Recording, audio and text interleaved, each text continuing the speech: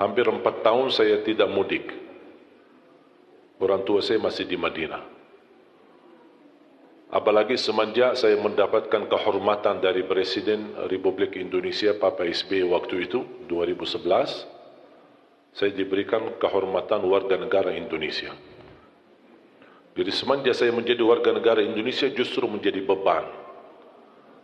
Kenapa menjadi beban? Karena wajib bagaimana bisa membawa masyarakat Indonesia pertama harus bersatu. Yang kedua, menjaga NKRI. Yang ketiga, bagaimana kita bisa mewujudkan umat Islam penghafal Al-Quran. Apalagi membawa nama Indonesia. Jadi sebagai rakyat Indonesia wajib jaga nama baik Indonesia. Menjadi contoh baik. Makanya selama saya berada di Indonesia, saya sudah faham dan belajar prinsip orang Indonesia. Orang Indonesia tidak suka ribet. Suka yang mudah. Termasuk amalan, ibadah, amalan, zikir, suka yang mudah. Makanya selalu saya berusaha dalam dakwaku selalu memberi yang mudah. Tidak mau yang susah-susah. Karena orang Indonesia tidak suka. Orang Indonesia sifatnya mau yang mudah. Mudah diingat, mudah dihafal, mudah diamalkan dan masuk surga. Itu sudah. Betul kan? Makanya ketika saya setiap Ramadan bawa adik-adik saya punya saudara 12, timnas. Saya membawa adik saya, ada 5 adik kandung saya di Indonesia. Saya khususkan mereka untuk menjalani tugas mengajar Al-Quran. Karena dari 12 adik-adik saya ada alhamdulillah 10 penghafal Al-Quran. 30 juz bukan juz 30. Jadi saya sengaja mendatangkan mereka supaya ayo sama-sama memperjuangkan, melahirkan, mewujudkan insyaAllah sebanyak-banyaknya penghafal Al-Quran. Dan saya tugaskan mereka di bulan Ramadan jadi imam tarawih. Ada yang di Jakarta, ada yang di Surabaya, ada yang di Lombok, ada yang sampai di Bali, di Kalimantan, bagi-bagi. Setiap tahun kami menghadirkan 20 imam. Ada 5 adik saya, terus yang lain-lain saudara ada atau sahabat, teman-teman, semua pemuda tapi Masya Allah suaranya bagus dan penghafal Al-Quran. Tugas mereka bukan hanya tarawih, tapi juga tadarus Quran dan setiap masjid mereka pakai buat salat tarawih menggunakan aktivitas tahfidz supaya jamaah bisa memaksimalkan manfaatnya bulan Ramadan menjadi insyaAllah paling tidak bisa memperbaiki bacaan. Dan saya sampaikan kepada adik-adik saya, karena saya duluan di Indonesia, kalau kalian jadi imam tarawih jangan lama-lama. Kalau di Arab kan suka lama-lama kan? Saking lamanya orang Indonesia pas sujud tidur dalam keadaan sujud. Tidak terbiasa, tidak terbiasa. Makanya saya berpesan sama adik, tidak apa-apa pendek-pendek tapi salat yang tenang.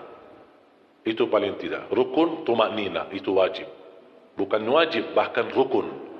Tuma'nina dalam gerakan salat, walaupun bacaannya pendek.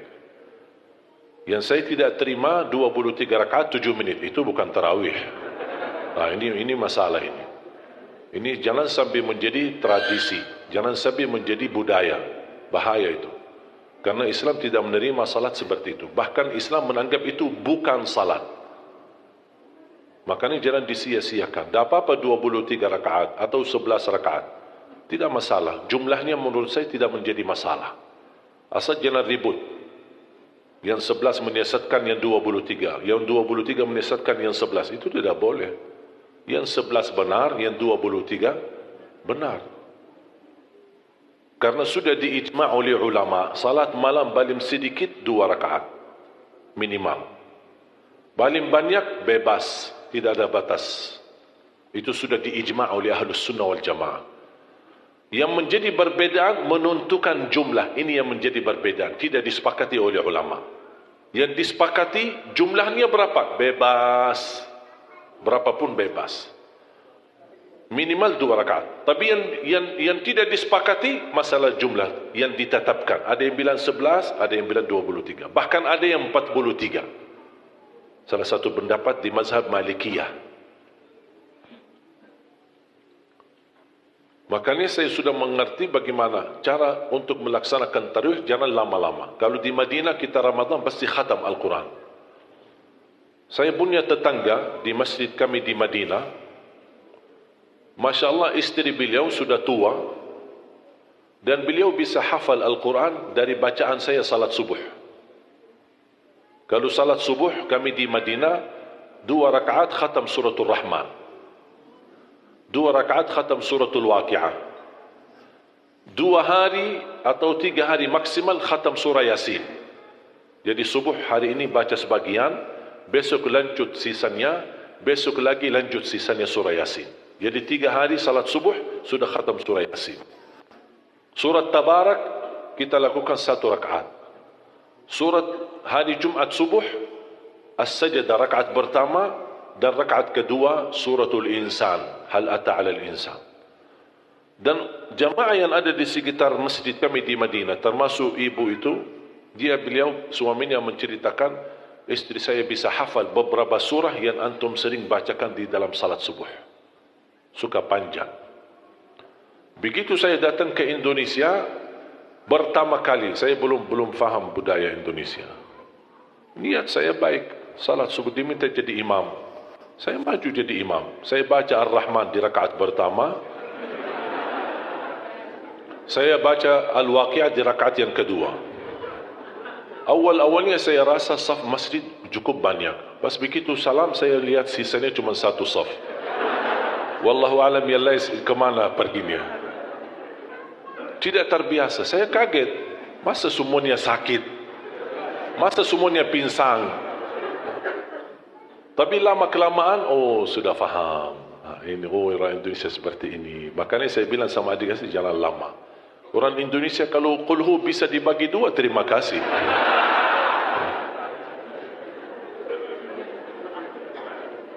Tapi yang saya senangi di Indonesia itu semangat.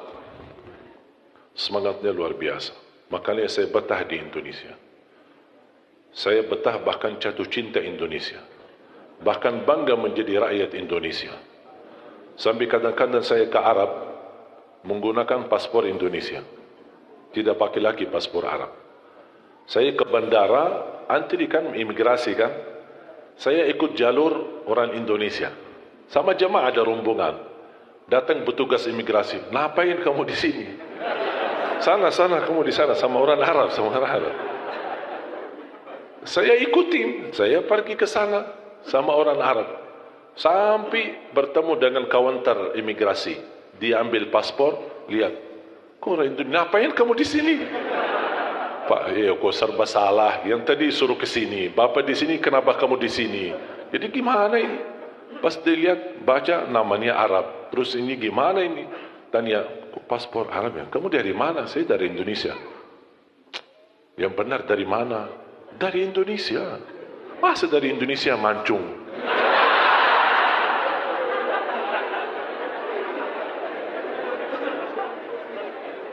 Tapi subhanallah, karena sering bolak-balik, pulang kampung, kemudian silaturahim orang tua bersama jamaah, sampai di bandara sudah kenal.